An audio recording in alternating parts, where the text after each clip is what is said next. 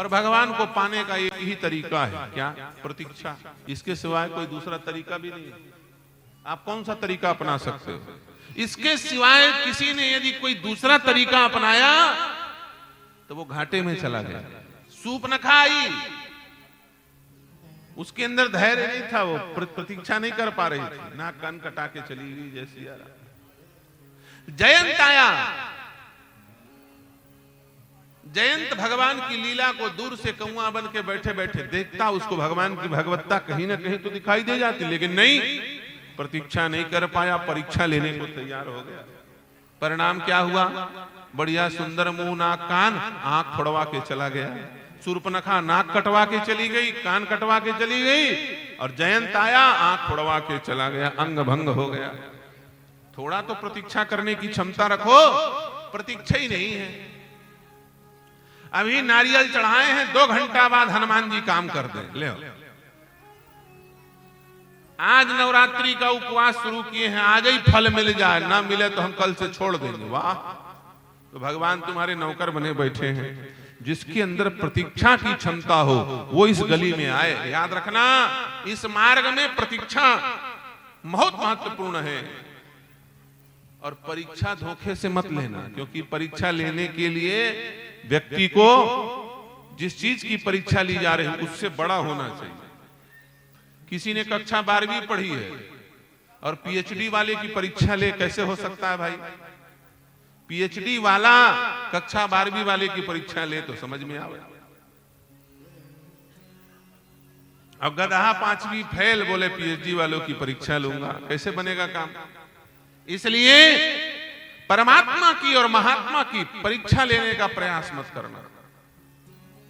महात्मा की परीक्षा लेने के चक्कर में भगवान का वंश सफा हो गया। कोई नहीं बचा द्वारिकाधीश के वंश में, कोई बचा? कोई नहीं बचा।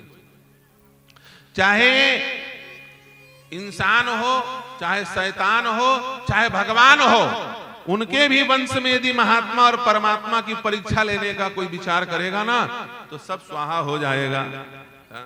रावण परीक्षा ही लेने तो गया था, सीता हरण करने क्यों गया था? अरे भाई, नाक कान काटा था किसने? लक्ष्मण और राम के कहने पे लक्ष्मण ने, तो डायरेक्ट लड़ाई करने जाना चाहिए था, लेकिन नहीं, उसने विचार किया। तामस तन कछु साधन नाही, प्रीत न पद सरोज मन माही। तो मैं जाई बैर हठ करी हूं, प्रभु सर तजे प्राण भव तरी हूं। जो भगवंत लीन अवतारा, यदि ये भगवान है तो मैं इसकी पहचान करूंगा। क्या? बोले जाकर के इससे दुश्मनी करूंगा। परीक्षा ही लेने तो गया था रावण। और भागवत में द्वारिकाधीश भगवान श्री कृष्ण के सांब इत्यादि पुत्र प्रपौत्र भृगु वशिष्ठ पुलह पुलस्त क्रतु अंगिरा दुर्वासा जैसे सप्तऋषियों का प्रवास क्षेत्र में चातुर्मास कर रहे महात्माओं का परीक्षा लेने गए। परिणाम क्या हुआ? कुल को नष्ट करने वाला मूसल पैदा हो गया, स्वाहा हो गए, एको नहीं बचे। आखिर में पिंडदान करने वाले उद्धव जी महाराज निकले, अर्जुन ने पिंडदान किया भगवान श्री कृष्ण के वंश का। उनके घर में कोई दिया जलाने वाला नहीं बचा। रावण का हाल क्या? बोले 1 लख पूत 1.25 लख नाती, तारावण घर दिया न बाती। पूरा का पूरा कुल स्वाहा हो गया। इधर भगवान का कुल स्वाहा हो गया तो हम आपको कौन भी साथ? जब रावण का स्वाहा हो गया, जब भगवान ही का कुल स्वाहा हो गया तो हमारे आपकी कोई विसात है? इसलिए संतों की परीक्षा लेने का प्रयास मत करना, प्रणाम करके बैठ जाना दूर और प्रतीक्षा करना। यदि सही होंगे तो पता चल जाएगा और गलत होंगे तो पता चल जाएगा। मंच में और लंच में यदि दोनों में एक है तो समझ लेना बाबा जी नंबर 1 के हैं। मंच में कुछ और है और लंच में कुछ और है तो मामला गड़बड़ है। प्रतीक्षा करो, सारा भेद प्रकट हो जाएगा।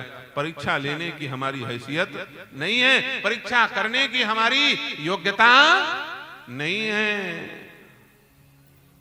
प्रतीक्षा, दशरथ प्रतीक्षा कर रहे हैं।